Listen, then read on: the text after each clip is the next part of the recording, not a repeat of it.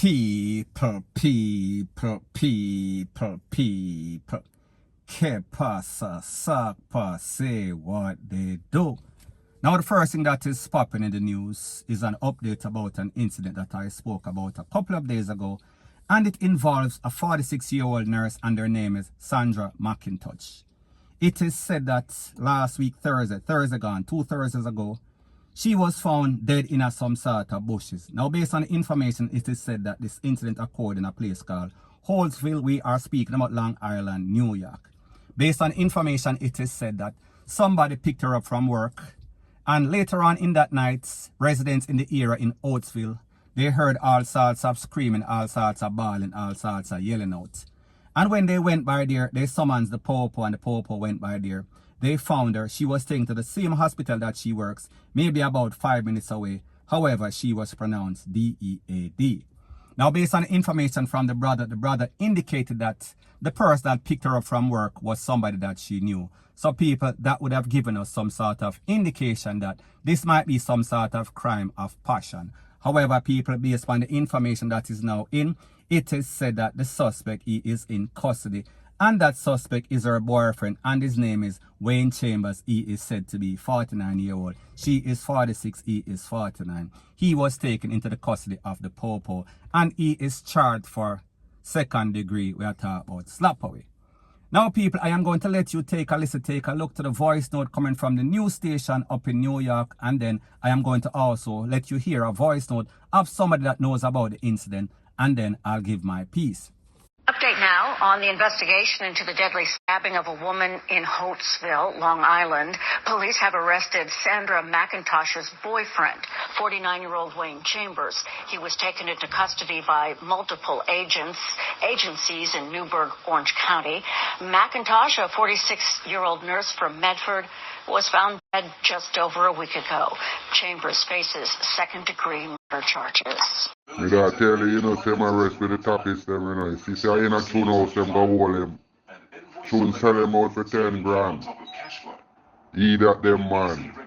Tune them and them boy, they encourage him to do all the catty them thing there. Cause them boy, they have them vibe there, Now, people, based on the information from the news, it is said that the boyfriend, he was caught by a multi-agency. That means the popo, that means the FEDS. We are speaking about all sorts of law enforcement team. Now, people, what people don't realize is that when we talk about law enforcement in the United States, we are not speaking about the type of popo like we have in Jamaica that are negligent. These people, them treat everything with a sense of urgency. There is no case, especially as it pertains to persons losing their life, that they basically take lightly. They have a squad that is called the Cold Squad. That means that even after 25 years, 40 years, 50 years, whatever, they are still on the case. However, it seems as if a lot of these Jamaicans, when they do their deed, because they're coming off that Jamaican mentality, they feel as if them do somebody and them get away from the spots, they are scot-free. However, people like them say, there is no such thing as a perfect crime. So people, this man is going to learn the hard way. And like I said before in the previous video that I did, the brother indicated that it was somebody that she knew that picked her up from work. So people, it looked like this man's ghost, he is going to be cooked.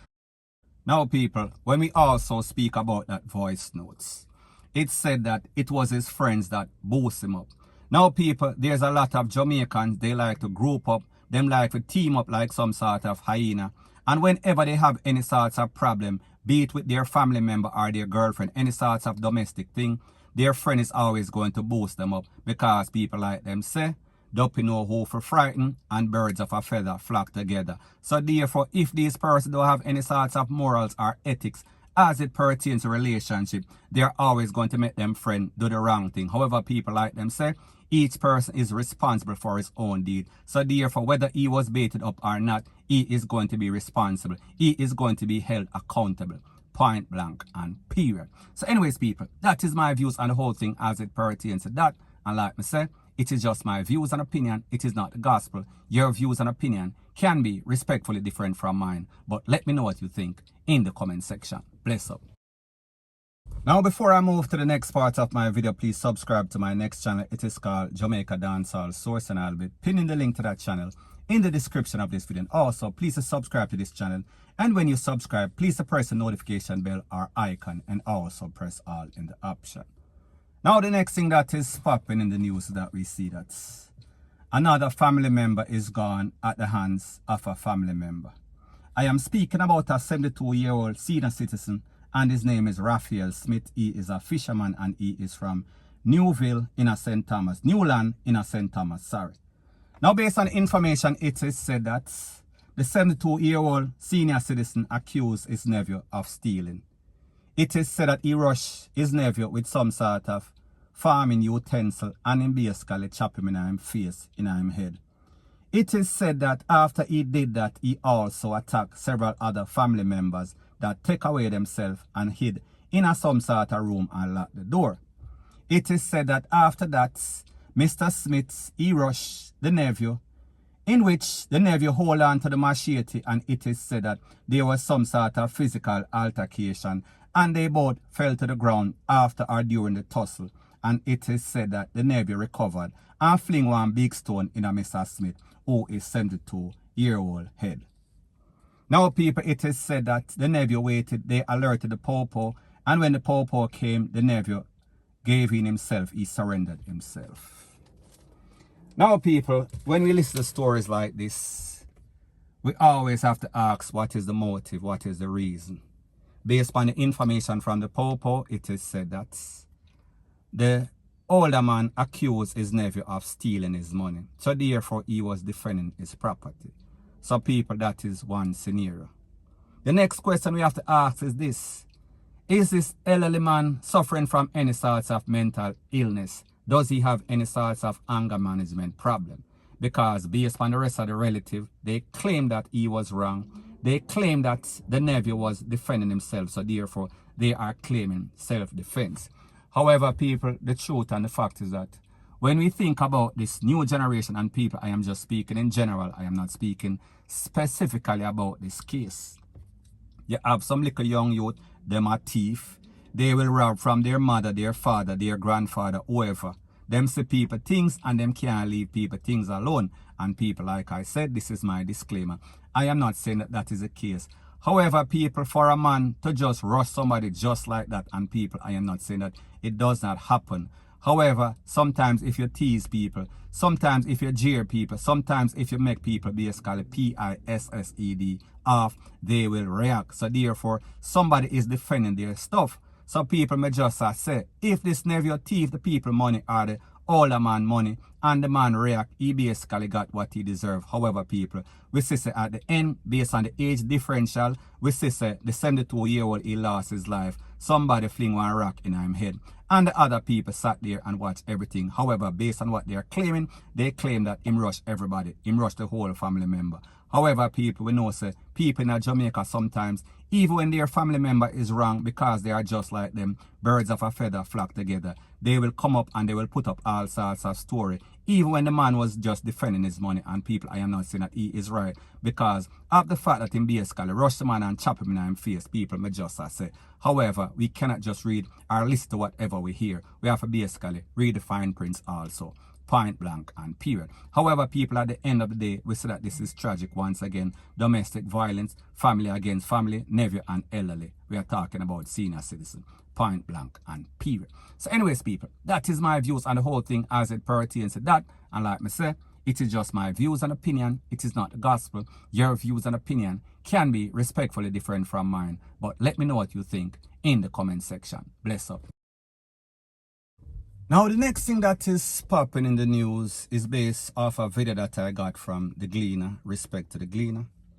And in this video, it shows the popo, they were at a scene of crime. And while they were at a scene of crime, the mother-in-law of the person that got conned up, she decided that she wanted to go there and take up the hat from the man that was taken to the place of recovery. And people, when the popo asked her, what type of relation is she to the suspect? She said that I am the mother-in-law. And then people, the lady walked past the yellow tape and went and picked up the hat of the man. However, the popo was not having it. They basically rushed her and nearly kicked her in her body. and run her away from the crime scene. So people, I am going to let you take a listen, take a look at the edited version of the video, and you understand that this is YouTube PG-13, no sorts of violence. So people, take a listen, take a look, and then I'll give my piece. Go back, your family, family? Okay, alright, cool. Hold on, sit now, you have to take you up. Go on, man. Come stubborn, jump for the street. Come on for the street. Come play with the police and move with us. So people, you see the video. It is obvious that Jamaicans on a whole, including the Popo, and more specifically a lot of these persons in these garrison, they don't respect the scene of crime or the crime scene. In the case of the Popo, we see a whole lot of incidents in which persons are suspect, and then you see all sorts of picture, all sorts of video.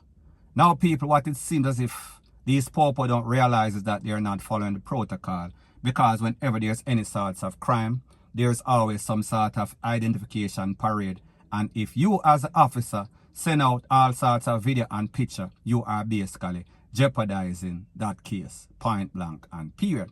As it pertains to residents in these areas, it seems as if they don't understand that whenever anybody loses their life or anybody is injured, and then you go and you shake up the crime scene, you are basically making this case weaker for the Popo. You are basically giving the suspect or the person that was hurt all sorts of things for basically use in court, especially their lawyer that are always nitpicking and looking for all sorts of things to make them beat the case by all sorts of technicality. So people, me just say, that is my views and opinion. It is not the gospel. Your views and opinion can be respectfully different from mine. But let me know what you think in the comment section. Bless up.